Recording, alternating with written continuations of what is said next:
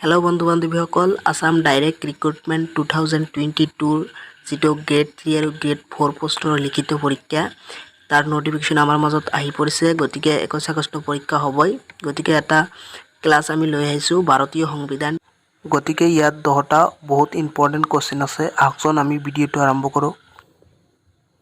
আমাৰ প্ৰথম क्वेश्चनটো হৈছে ভাৰতীয় সংবিধানৰ খসৰা কমিটি কেতিয়া গঠন কৰা হয় গতিকে ইয়াৰ উত্তৰটো কি হ'ব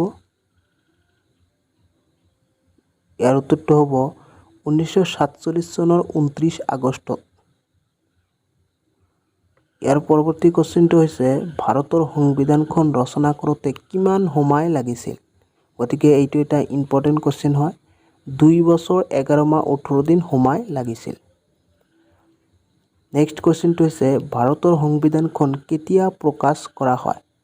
এইটো এটা ভাল ইম্পৰ্টেন্ট কোশ্চেন হয় उत्तर 1948 চনৰ জানুৱাৰী মাহত প্ৰকাশ কৰা হয় ভাৰতীয় সংবিধানখন স্বাক্ষৰ কোনে কৰে ইয়াৰ উত্তৰটো কি হ'ব যদি জানা কমেন্ট বক্সত কমেন্ট কৰি জনাবা ডক্টৰ ৰাজেন্দ্ৰ প্ৰসাদ নেক্সট কোশ্চেনটো আছে ভাৰতৰ সংবিধানখন খসৰা কমিটিৰ সভাপতি কোন আছিল এইটো এটা বহুত ইম্পৰ্টেন্ট কোশ্চেন হয় उत्तर doctor B R. Ambedkar next question तो আছে ভাৰতৰ সংবিধানখন কেতিয়া কাৰ্যকাৰী কৰা হয় গতিকে আজি 10 টপত ভাল 10টা क्वेश्चन লৈ আহিছো আমি ইয়াৰ উত্তৰটো হ'ব 1950 চনৰ 19 জানুৱাৰী মহাত্মা গান্ধী কেতিয়া প্ৰথম সংবিধান দাবী কৰিছিল तार माने महात्मा गांधी ब्रिटिशर उत्सरत केতিয়া प्रथम संविधान दाबी करिছিল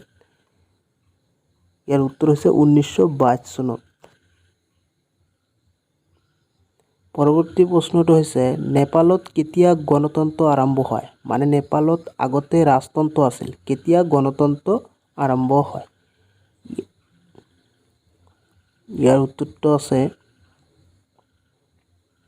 2018 চনৰ পৰা মাত্ৰ কেইবছৰৰ দ্বাৰা নেপালত গণতন্ত্ৰ আৰম্ভ হয়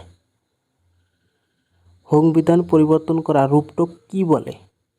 এটা একদম ইজি হয় সংবিধান পৰিৱৰ্তন কৰা ৰূপটোক কি বলে গতিকে ইয়াৰ উত্তৰটো হ'ব সংশোধন নেক্সট 10 টপৰ কোশ্চেনৰ ভিতৰত আটাইতকৈ লাষ্ট কোশ্চেনটো হৈছে ভাৰতৰ সংবিধান লিখিত নে অলিখিত এইটো এটা ইজি কোশ্চেন হয় পাৰিব লাগিছিল গতিকে যদি জানা কমেন্ট বক্সত কমেন্ট কৰিবা ইয়াৰ উত্তৰটো হৈছে ভাৰতৰ সংবিধানখন এখন লিখিত সংবিধান